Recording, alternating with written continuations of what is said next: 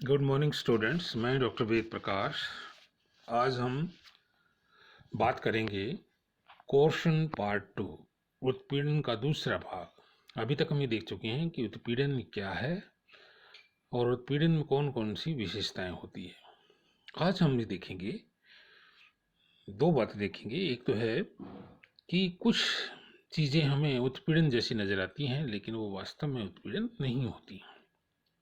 साथ ही ये भी देखेंगे कि बर्डन ऑफ प्रूफ किसका है, उत्पीड़न को सिद्ध करने का भार किसके ऊपर है और उत्पीड़न का क्या परिणाम निकलता है।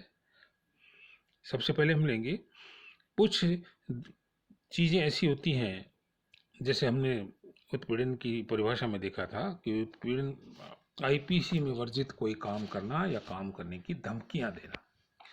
लेकिन कई बार एक पक्षकार दूसरे व्यक्ति को कोई धमकी देता है, लेकिन हर धमकी जो है वो उत्पीड़न नहीं होती है। जैसे मुकदमा पेश करने की धमकी, वाद प्रस्तुत करने की धमकी।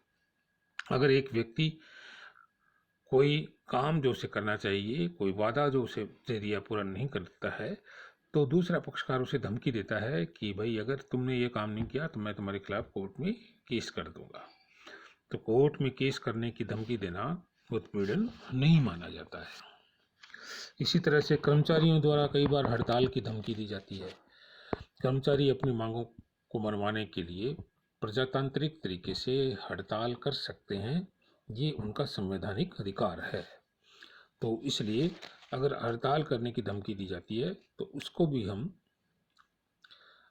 उत्पीड़न नहीं कहते हैं। हाँ, इतना जरूर है कि धमकियों का उद्देश्य नियोक्ता से अपनी सेवा की शर्तों को और अधिक बनाने का के लिए अनुबंध करना होना चाहिए, लेकिन फिर भी इसको हम उत्पीड़न नहीं मानते।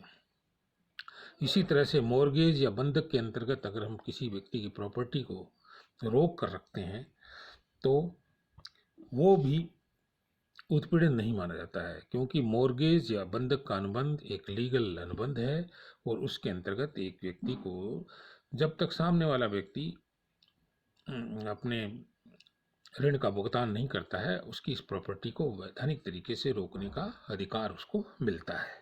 तो यहाँ पर भी व्यक्ति एक व्यक्ति की संपत्ति को रोक कर रख रहा है, लेकिन वो वैधानिक है और वैधानिक तरीके से रोक रखा है, तो उसको हम उत्पीड़न नहीं कहेंगे। अब आता है बर्डन ऑफ प्रूफ किसका है, सिद्ध करने का भार किसका है कि उत्पीड़न किया गया है। तो इस संबंध में विद्यार्थियों में आपको बता दूं कि जब भी कोई पक्षकार इस आधार पर अनुबंध को रद्द कराना चाहता है कि उसके ऊपर उत्पीड़न का प्रयोग किया गया है, तो उसी पक्षकार को यह सिद्ध करना पड़ेगा कि सामने वाले व्यक्ति ने उसके ऊपर उत्पीड़न का प्रयोग किया है। उत्पीड़न का परिणाम क्या निकलता है? उत्पीड़न के दो परिणाम निकलते हैं। एक तो है कि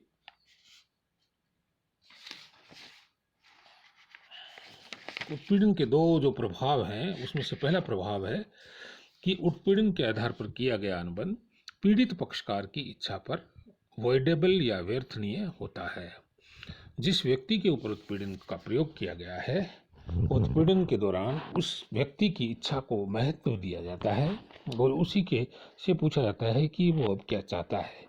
यदि पीड़ित पक्षकार अनुबंध को जारी नहीं रखना चाहता तो उस अनुबंध को व्यर्थ समझ सकता है और पूरा करने के लिए बाध्य नहीं। लेकिन पीड़ित पक्षकार को ही ये प्रूव भी करना पड़ेगा कि उसकी सहमति उत्पीड़न का प्रयोग करके ली गई है। दूसरा प्रभाव क्या पड़ता है? रेस्टिट्यूशन या प्रत्यास्थापना। रेस्टिट्यूशन क्या है, प्रत्यास्थापना क्या है?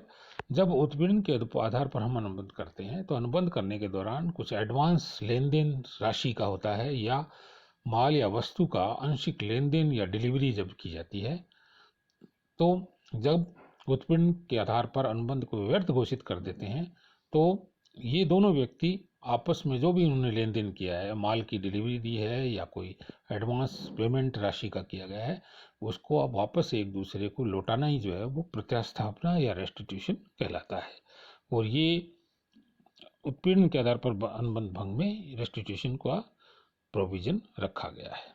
तो ये हो गया उत्पीड़न के बारे में बात। अब इससे अगले वीडियो में हम स्वतंत्र सहमति को प्रभावित करने वाले